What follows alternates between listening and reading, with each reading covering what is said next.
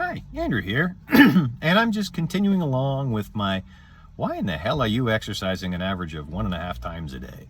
1.5 times a day? Well, I have for the last 4 months always done one for me, and often because my wife, she's a fit, healthy lady, except that she finds herself very tired from work, and so sometimes it takes a little bit of a nudge to get her going, which means sometimes I go twice. And so I've probably been getting 10 or 11 workouts per week, at least the last 6+ weeks. Anyway, half this time, 6 to 8 weeks, so half the time that I've been doing these daily workouts. I suppose there's two reasons right there. Actually, I guess I haven't given the reason. First reason is I'm going to want to talk about sleep, but the second reason would be as an inspiration to keep my kids and my wife going. But let's talk about sleep. I have talked about sleep. I've talked about the fact that I'm a natural insomniac. I may have even mentioned that my middle boy, my 12-year-old, is a natural insomniac. I see so much of me in the little goof. He's got my tinnitus. He's got my migraines. His body is a little carbon copy of mine. He shares a lot of what physically, anyway, makes me me. And unfortunately, that seems to include some sleep problems. He has difficulty getting to sleep. He has difficulty staying asleep. He doesn't tend to get enough sleep. And that has been chronically my problem for most of my life. I talked about it when I was talking about staying up till midnight to watch Kung Fu and then taking a walk till 2 in the morning in high school. I was sleep deprived even back as a teenager. And how I've been trying to get a regular sleep schedule. I don't think I've been in bed later than 10:30 in months now, as I'm applying the same discipline to getting to bed and getting sleep as I have been to getting back in shape. And what have I been doing? I have a hard stop time. That light has to be out by 11 because I get up shortly before 7. My oldest is in high school, and through the school year, in order to get him up and get him to school on time, school starts at 8. That means, he starts before the other two go out to the bus, which means, especially if I'm driving him, I got to be out of the house at 7:30 in the morning, which means getting up at 6:45-ish. Bed by 11, normally by 10 and light out at 10:30, get up at 6:45.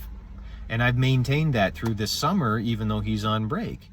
And it's amazing how peaceful and quiet you can enjoy a cup of coffee and a bowl of oatmeal on the patio in the peace and quiet when there's nobody around and nobody's up. It's lovely. And you get to the office, you're the first one in, you get a crap ton of work done before people bother you.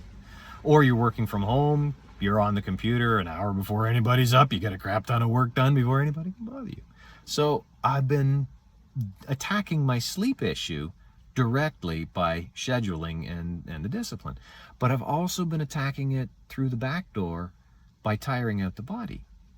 One of the things that I found in yoga was that my hot yoga classes and hot Pilates classes would leave me dead to the world, just baked. The problem is that they also tended to make me hyper aware. They weren't relaxing. They weren't calm down exercises. There is yoga that will calm you down and get you to sleep. Bikram hot yoga is not it. There are gentle exercise programs that will help you calm down and get to sleep. Inferno hot Pilates is not it. And as it happens, I first noticed this problem way back in university in the late 80s when my karate classes were either 9 to 10:15 or 10:15 to 11:30. Gee, I wonder why I had trouble getting to sleep. Karate classes at 11:30 at night. So much adrenaline and so much heart pounding. And anyway, it was the time the gym was available, and that's what we got. But hard, vigorous exercise, as valuable as it is, as important as it is, don't do it right before bed. You're not getting to sleep. A gentle constitutional walk, oh, that would be good. If you're going to do yoga, do relaxation yoga and make sure that you get lots of breathing exercises. That would be good, but not the hard physical stuff. Do the hard physical stuff earlier in the day. I like to do it at noon. You could do it.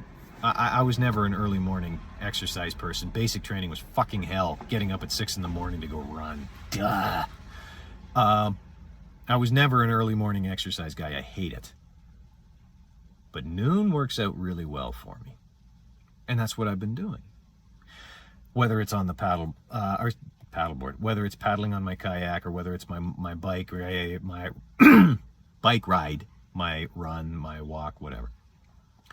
But in doing that, those extra calories burned, that body tested, now it does need to recover. And you've spiked up the metabolism, and then it has the whole day to taper off back down to normal. And then the body's tired.